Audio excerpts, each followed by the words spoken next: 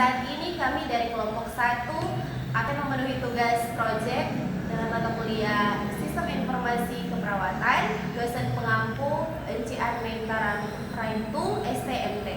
Saat ini kami akan menjelaskan tentang telenursing, tapi sebelum itu kami akan memperkenalkan diri kami satu persatu. Perkenalkan, nama saya Marfian Pita Kasihai. Perkenalkan, nama saya Rinten Rantung.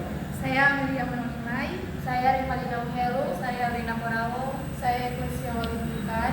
Saya Yusuf Nurul. Nah, apa itu telenursing? Telenursing adalah praktik pemberian asuhan keperawatan dari jarak jauh menggunakan teknologi telekomunikasi dan informasi.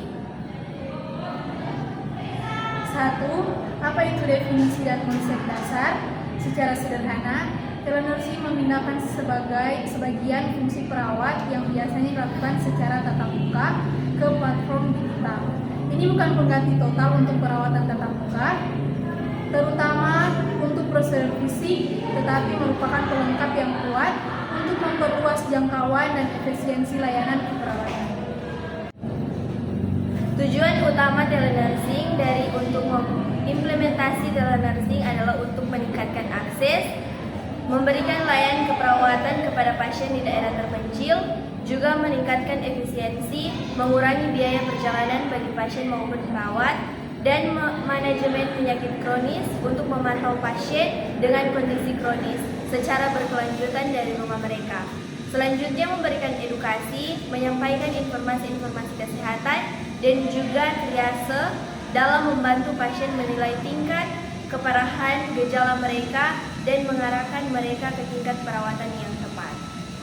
Yang ketiga, bentuk layanan dan aplikasi telenursing. Telenursing dapat diwujudkan dalam berbagai bentuk layanan. A. Triase telepon. Ini adalah salah satu bentuk telenursing yang paling umum. Pasien menelpon untuk melaporkan gejala. Perawat telenursing akan mengajukan pertanyaan terstruktur untuk menilai kondisi pasien. B. Pemantauan pasien jarak jauh atau remote monitoring digunakan terutama untuk pasien dengan penyakit kronis. Konsultasi video mirip dengan kunjungan dokter online tetapi fokus pada asuhan keperawatan. D. Edukasi dan promosi kesehatan, merawat menggunakan teknologi untuk mengirimkan pengingat minum obat melalui aplikasi atau SMS. 4. Manfaat telenursing bagi pasien. Yang pertama, kenyamanan. Mendapat perawatan dari kenyamanan rumah sendiri. Yang kedua, mengurangi biaya. Menghemat biaya transportasi dan biaya terkait lainnya. Yang ketiga, mengurangi risiko infeksi. Menghindari paparan kuman di rumah sakit atau klinik. Yang keempat, perawat berkelanjutan. Merasa lebih terhubung dan terpantau, terutama setelah keluar dari rumah sakit. Bagi perawat dan sistem kesehatan, efisien waktu. Manfaat bagi perawat dan sistem kesehatan. Yang pertama, efisien waktu. Perawat dapat mengunjungi lebih banyak pasien secara virtual dalam sehari. Yang kedua, jangkauan lebih luas. Mampu melayani pasien di area geografis yang luas. Yang ketiga, data real time. Mendapatkan data kesehatan pasien secara langsung untuk mengambil keputusan yang lebih cepat. Yang keempat, mengurangi readmisi. Memantau pasca rawat inap yang ketat dapat mencegah komplikasi yang menyebabkan pasien harus kembali dirawat di rumah sakit. Yang kelima, tantangan dan keterbatasan telenursing bukanlah solusi untuk semua masalah. Ada beberapa tantangan yang signifikan. Yang pertama, keterbatasan penilaian fisik.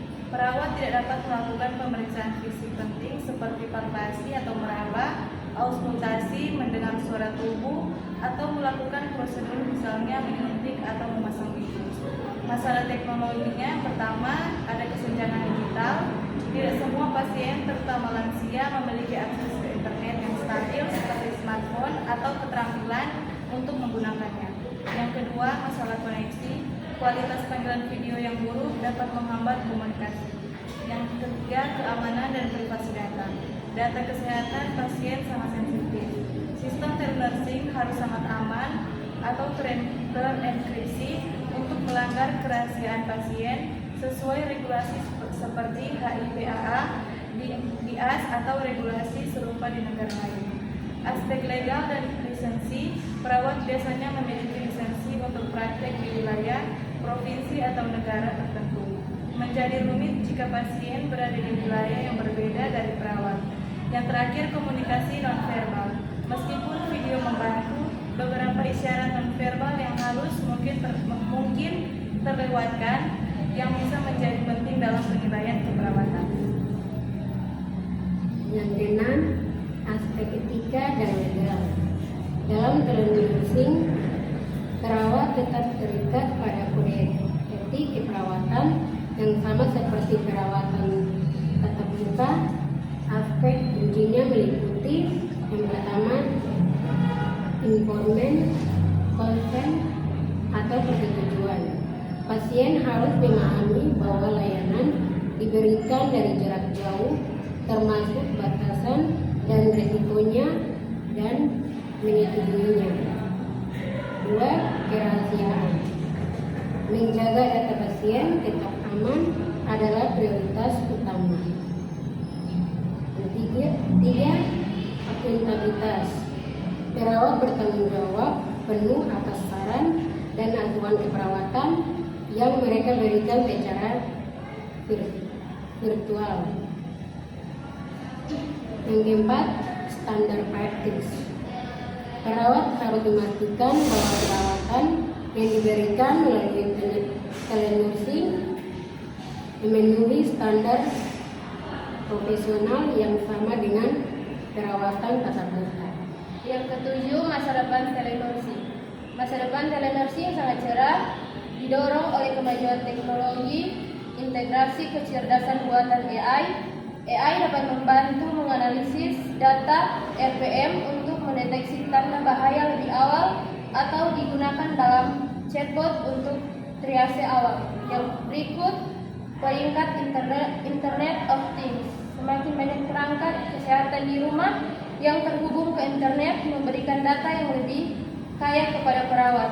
Penerimaan yang meningkat, pandemi COVID-19 telah mempercepat adopsi penerimaan oleh pasien dalam penyediaan layanan dan tren diperkirakan akan terus berlanjut. Secara keseluruhan, telenursing adalah evolusi penting dalam praktik keperawatan yang memanfaatkan teknologi untuk membuat perawatan lebih mudah diakses, efisien, dan berkesinambungan bagi pasien dimanapun mereka berada. Demikianlah penjelasan kami tentang telenursing. Ucapkan terima kasih dan shalom. Assalamualaikum warahmatullahi wabarakatuh.